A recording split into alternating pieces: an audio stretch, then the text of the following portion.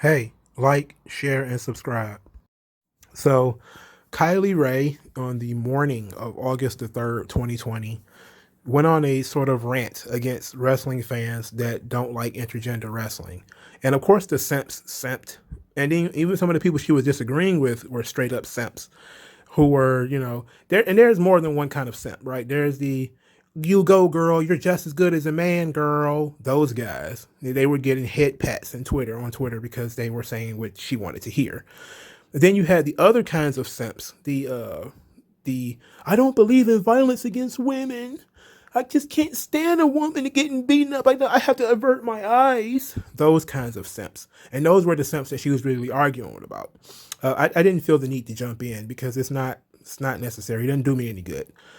But the wrestling is an absurd thing, and a woman wrestling a man is the least absurd of the absurdities, especially of the things that we've seen on WWE and AEW TV and Impact Wrestling TV in recent months. In 2020 during the pandemic, you've had all types of magic going on in both companies. You have people teleporting, you have eyeballs falling out, you have swamp fights and Firefly Funhouse matches, and a lot of this shit is just absolutely irregular. And but to me, a woman wrestling a man is not as absurd as that stuff. But I still don't like it, and I still refuse to watch it. Now, just because I refuse to watch it doesn't mean that other people doesn't have to watch it. I don't make the decisions. I don't believe Twitter should book the show. I don't believe anybody else should have to. I mean, that's up to you. If a man want to wrestle a bear, then he should be able to get in the ring and wrestle a bear. If that's what he wants to do. If a woman wants to wrestle a man and the man is willing to participate, then he should be able to, and she should be able to if that's what they want to do. That's up to them. I don't care. But now you enter the situation where how does it really benefit anybody to have men and women wrestling each other? Well, who does it benefit? I've never seen a situation where a man wrestled a woman and came out looking fine. Never seen it. WWE used to do this stuff, by the way. Again, this is one of those things that people think is progressive. Right? They think it's progressive to have men wrestling women, like it just started happening in modern day. WWE has been doing this shit. They did it in 99, 2000. China used to wrestle men. Jacqueline used to wrestle men. This stuff, it never did any good for the man. It only really helps elevate the woman. And that's my problem with it. Because if a man beats a woman, then he beat a woman, who cares? If he loses to the woman, or he goes the distance, let's say he goes a 15, 20-minute Broadway with a woman, then he's a man who couldn't whip a woman. What good did it do for him? It doesn't do him any good. Also, from a performance standpoint, it doesn't really do him any good because he's going to be doing all the work. Women have lower muscle mass than men. Most of the time they're weaker than men. This is something that people don't really want to talk about because they think that, oh, everybody's equal. It's like, no. Equality is a myth. In every way, equality is a myth. There are no two things that are the same. No two things. Even, there are no two things that are the same. Even if you were to copy something, and you look at two cars, right? Even if they're the same make, model, year, everything, there's bound to be some difference between the two of them to be able to tell them apart. That's why they have license numbers and everything, right? But if you look at it from a granular, detailed level, you would definitely be able to find two different cars. There's no two things that are exactly the same. Even identical twins are not exactly the same. Equality is a myth. So the concept of men wrestling women does not appeal to me because it basically asks the man to do the bulk of the work. And you have a situation where women can barely lift each other. So when it comes to any sort of lifting, the man's going to have to do, of course, most of the jumping. He's going to have to do most of the bumping. He's going to have to do most of everything because he can't, in order for the match to look convincing, he's definitely going to have to sell. And it's going to be, and people are going to say to me, and I always do this. I do it. Never mind. But people are going to say it's like wrestling a small man. I'll say, well, really, you shouldn't have too many, like the Rey Mysterio effect then kicks in because it's like you really shouldn't have too many small men wrestling big men. You really just shouldn't do it. That's why you should have cruiserweight divisions. This is the reason why, mixed martial arts and boxing, they don't have intergender fights. They don't have they try to avoid mixed weight fights or open weight fights. If they can avoid them, fighters no. Like Ronda Rousey, when she was asked about fighting that Fallon Fox, that intergender fighter, and she said she didn't want to do it because she thought it was unfair, and that she would do it only if the UFC really really wanted her to do it. But she didn't really want to, and she thought it was unfair, and people really attacked her for that because Fallon Fox is really a woman, even though Fallon Fox is a man. Okay. But, that's neither here nor there. The big picture is a fighter, no matter how badass he is, he knows what his weight class is. He's not going to go up and be like, Floyd Mayweather has fought outside of his weight class before, but he's also, he doesn't challenge heavyweight fighters, like it wouldn't make any sense because any heavyweight fighter who might have a little bit of speed is going to hurt him. He knows it. Just like Ronda Rousey, she talked some shit about fighting, man. And it was just normal shit talking. Like she said she could fight, Floyd Mayweather or whatever. It would never happen. She knows it'll never happen. Nobody will ever sanction that fight. When you operate in real combat, there's a reason why the genders are separate. Everybody knows that. But then when you talk about wrestling and you say, well, wrestling is absurd, it's just a performance, you still have to ask who's going to do the bulk of the performance. It's like, yes, and I said this before, that wrestling has become theater. And in a world where you have wrestlers wrestling blow up dolls and children, then wrestling women is not that big of a deal. It's not. And that's why a lot of wrestling fans are okay with it. They don't see it as a big deal because they've sat down and watched their favorite wrestler wrestle a blow up doll. They've seen, their favorite wrestler lose a match to a midget. And WWE has done this. Except they're not, it's not completely the outlaw bullshit in Japan or the outlaw bullshit in the United States. It's not just that, because WWE has had men wrestle women and lose before. Has had men wrestle midgets and lose before. Chavo Guerrero lost to Hornswoggle. But let's talk about midgets for a minute. Because whenever somebody says that a woman should wrestle a man, they also almost always mean a man, not a midget. But midgets can be men. Why don't women want to wrestle midgets? Because it's not going to benefit them. They want to do something that's going to benefit them. And that's really what Kylie Rae is saying here, is that wrestling men benefits her. It gets her more exposure to wrestle men than wrestling women does. Wrestling women, and then I also remember having this intergender wrestling conversation a couple of years ago with somebody, and they said that women prefer to wrestle men because the men are usually better trained. That's not a man's fault, And I don't even know if that's the case today. But you also have the situation where, in Japan, the women are trained very, very well. And I know intergender wrestling is big in Japan. It's also big in Mexico. Again, I just don't like it. It's absurd to me, and that's why when I look at these absurd angles, the fun house matches and the swamp fights and stuff like that, the closer to realism it is, the more I can enjoy it. If you follow my reviews of some of these matches, I really just kind of went over the hill. Like there was a theatric segment between the Viking Raiders and the Street Profits when it was very good. Now, is it absurd that we can see somebody's memories? Yes, but it's not completely out of the ordinary for you to see people's memories on TV. Now, when they ended up in the dumpster and there was a lizard in the dumpster, like a tentacle or some type of tentacle monster, that's when I jumped out. I was like, "This is bullshit. I don't care about this anymore. You've crossed the line." I'm not gonna. I don't believe that editing and things like that is the absurd part. The magic and stuff is sort of the absurd. When you have monsters, then you're talking about, even when you had a monster like Kane, right? Kane had a very realistic story, as far as, he was supposedly being burned in a fire and that sort of thing. He wasn't just like some swamp creature, and sometimes people do swamp creatures and stuff like that. Again, wrestling is over the top, which is why I think that it is a matter of personal taste. So when you had these simps who are like, I just can't believe against violence against women, oh my goodness, then, those are the guys who are really being torn up because they want to believe that women are equal to men. But they want to believe it, but they've also been told their whole lives that men should not hit women. And then they would get told, nobody should hit anybody. But this is wrestling. It's like, well, those guys are just going to get torn apart. As far as I'm concerned, it's absurd, period. Because women are not strong as men, even if a woman. But let's talk about women who might be able to compete with men. While we on the subject, let's talk about that, because there are some women, 1 in 1,000 or whatever, that might be able to compete with a man. For instance, Nia Jax. Nia Jax is 6 feet. She's 300 pounds. She's bigger than most of the NXT roster. She's bigger than Johnny Gargano. She's bigger than Adam Cole. She's bigger than Tommaso Ciampa. She's bigger than Roderick Strong. She's bigger than a lot of Kyle O'Reilly, Bobby. She's bigger than all the Undisputed Era. She's bigger than Rey Mysterio. She's bigger than a lot of the men. So if you want to have an intergender match featuring Nia Jax, okay. That's just like China. That's just like Awesome Kong.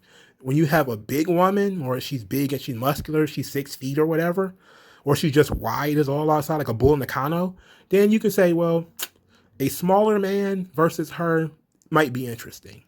I still probably wouldn't be down for it, but it would make a little bit more sense. But when you start saying like, oh yeah, we're going to have Kylie Rae, or what Impact actually did, which is Tessa Blanchard versus Brian Cage. It's like, look at fucking Brian Cage, man. Like, look at this guy. He looks like a statue. Why would he ever even get into a scuffle with a 5'6" woman? Why would he ever do that? And then why would he ever fucking lose? That doesn't make sense to me. It doesn't make sense. And somebody posted a video on Twitter the other day of Io Shirai wrestling Pentagon Jr. and Lucha Underground, which I completely forgot. But Lucha Underground was built upon the whole entire concept that men and women were essentially equals, and they were having these matches. And Lucha Underground, you can almost track Lucha Underground excitement to the point where they put the belt on Sexy Star. The moment they had Sexy Star pin Matanza, who was built as a cannibal human eating monster, and he got pinned by a woman, you could almost track people not giving a fuck about that program anymore. And that's why it doesn't exist today.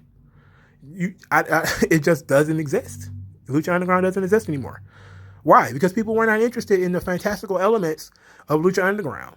And some of that stuff is permeating wrestling today. You see people complaining about the theatrical wrestling right now, that they don't really like it. Well, Lucha Underground kind of started that shit. People say, oh, well, it started with Matt Hardy. Like, not really. Lucha Underground was full of that kind of shit. Full of, you seeing people's memories, you seeing people's backstories, and people being sacrificed to gods and all type of crazy, over-the-top shit. There's plenty of blood and guts and people cussing and stuff. It's not, what AEW is doing is not, it's more traditional pro wrestling than Lucha Underground, which is basically just a TV show. But to most people, once you start having women beat up men, you're kind of going over the edge, especially if you have a man who is supposed to be a monster. So then it kind of leads to the situation of, like I said, if a woman is huge and the man is kind of not big, so you could have China wrestle Chris Jericho. You could have China wrestle Eddie Guerrero. Or, Jacqueline wrestle, one of the small men that she wrestled, because I think she wrestled in the Cruiserweight division. I also believe that Medusa also wrestled in WCW's Cruiserweight division. So, because technically women would be Cruiserweights. So if you want to have a small man versus a woman, which I think was the situation that we were looking at here with Kylie Rae wrestling some really paper-thin guy, then, that might be more believable to some people. But I remember also having these conversations with somebody else where they said, like, oh, how good a match would Finn Balor and Sasha Banks have? And then I said it would look like shit, because Finn Balor would have to do all the work. It would definitely not make him look any good to beat a woman. It definitely wouldn't make him look good to lose to a woman. How does he benefit coming out of that? Well, you must think that the power of his dick makes him better than her. I was like, no, actually go lower. This power of his fucking testicles. If you really want to talk about something, the male body produces things that are built for physical combat. It just is what it is. Now you can say, well, again, that's when they almost always fall back on it's just a performance, bro. It's like, you can't do that Mott and Bailey shit where sometimes you want to talk about how it's fake and it's phony, but you want to use men and women are equal as the basis of that. That men and women are physically equals, and men aren't stronger than women, and they're not tactically better than women, and all that type of stuff. And then when I say, no, the biology is this, you say, well, come on, it's just a performance, bro. It's like, no, fuck out of here. Find a point and stick to it. Now, a lot of people would say, well, what about when you see a movie or a TV show or a comic book? You're a comic book guy. You're a movie guy. You're a video game guy. Don't you get upset when you see video games and things like that where women are fighting men? I say, well, no, because usually when you look at these situations, these people are superhuman in some way, or they have some other advantage. So let's talk about those real quick.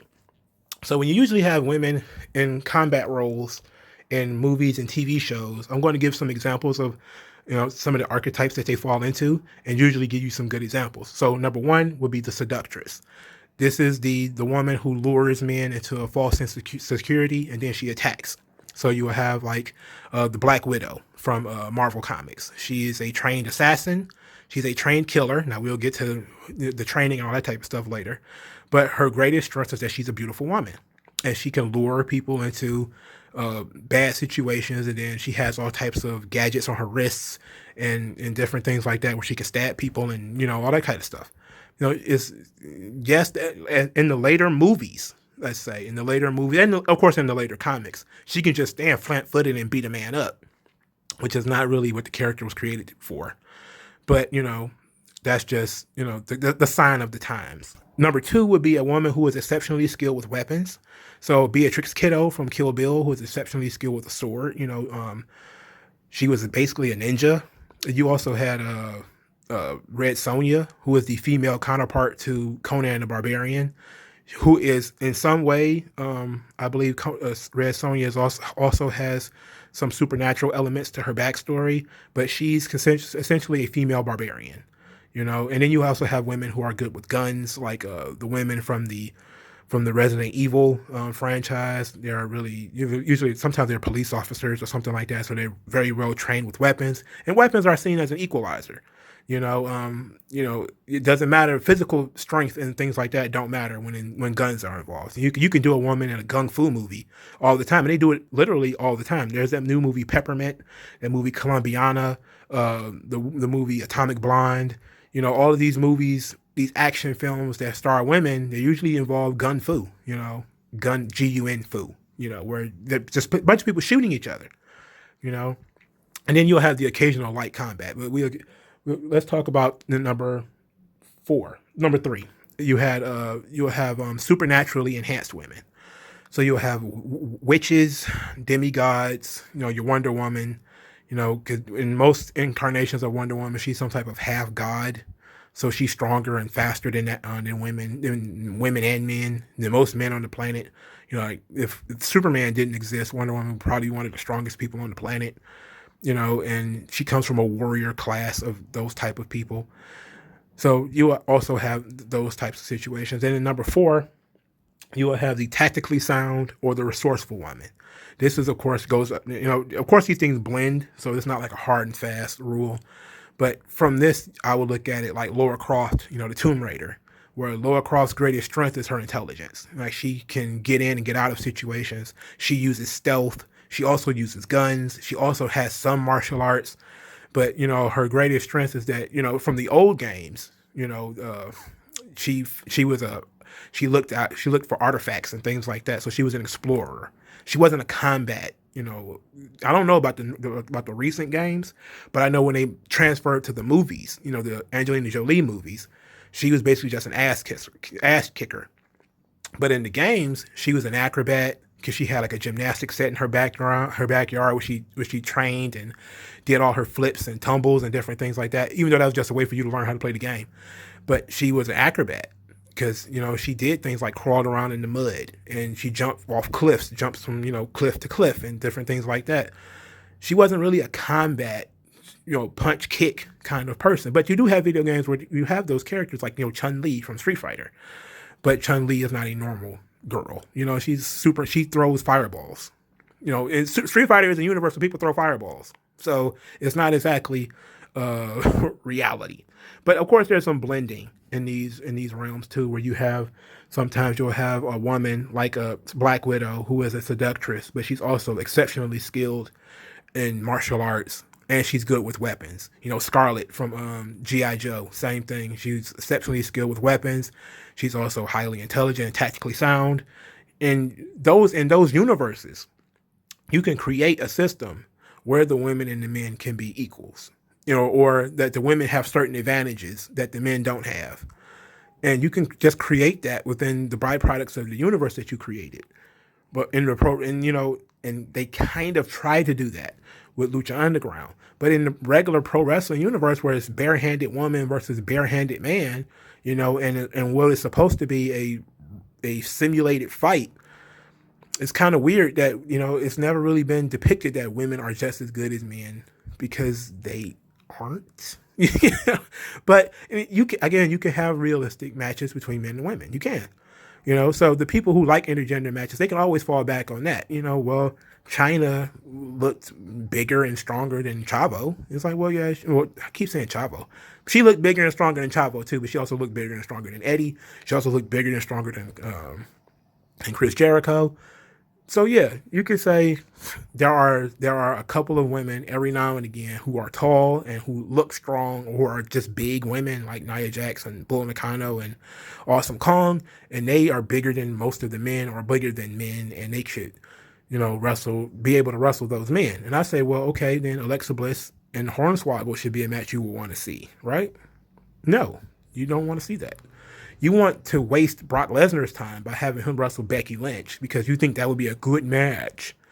But if I say, well, these women need to wrestle these midgets, if you want to wrestle a man, wrestle these midgets, people will say, no, that's not fair. It's like, well, it's the same fucking situation. It's the same situation. You know, it's stupid. It's just stupid. I think that people, and I do believe that wrestling does need to have weight classes. That's why I'm a supporter of the cruiserweight division. And I think that small men probably could get away with wrestling a big woman every once in a while. Do I think it should be a regular occurrence? No. But I think you could get away with it every now and again, you know, as a special situation or in a mixed tag situation. You probably could get away with it, you know, but I think that it's better for everybody if these things stay separate. But let me know what you think in the comment section below. Do you like intergender wrestling? If so, why? And I'm not even about to tell people that they're wrong. I think, again, if a man want to wrestle a bear or a tiger or something like that, he should be able to do whatever he wants. And I think and to go to the next level, it should be the same in real fighting. If Ronda Rousey wanted to fight a man, let's say, she should be able to sign up to fight a man as long as a man is willing to fight her, you know? And whatever happens to her, happens. If she gets a concussion, she gets her face broken, whatever the case may be, it is what it is. I mean, the Williams sisters wanted to play tennis against men. Didn't really work out for them. Didn't work out for them. And you know, and I feel like I'm going to close on this note because I brought up Fallon Fox earlier. And I think it's only fair to mention that Fallon Fox, as a transgendered fighter, has actually lost fights to women. So that just goes to show that just because you have an advantage doesn't mean you'll win 100% of the time. You know, just because you're the faster in a race doesn't mean you're going to win 100% of the time. Anything can happen. You can slip and fall. That's the part of storytelling in wrestling. You know, where you can have a man wrestle a woman, but you could have, you know, a bunch of things happening where, you know, it equalizes. For instance, if you want to have a man wrestle a woman and you want to have like a man like Brock Lesnar interferes and hits the guy with 500 F5s in order to weaken him, and then Alexa Bliss takes over and starts beating up Roman Reigns, it still wouldn't look good, but at least it would make sense to why she has an advantage over him. But of course, the moment he stands up, the advantage disappears. The illusion is broken. But, you know, that's up to people who want to virtue signal and simp online. But let me know what you guys think in the comment section below. Like, share, and subscribe, and I'll talk to you guys later.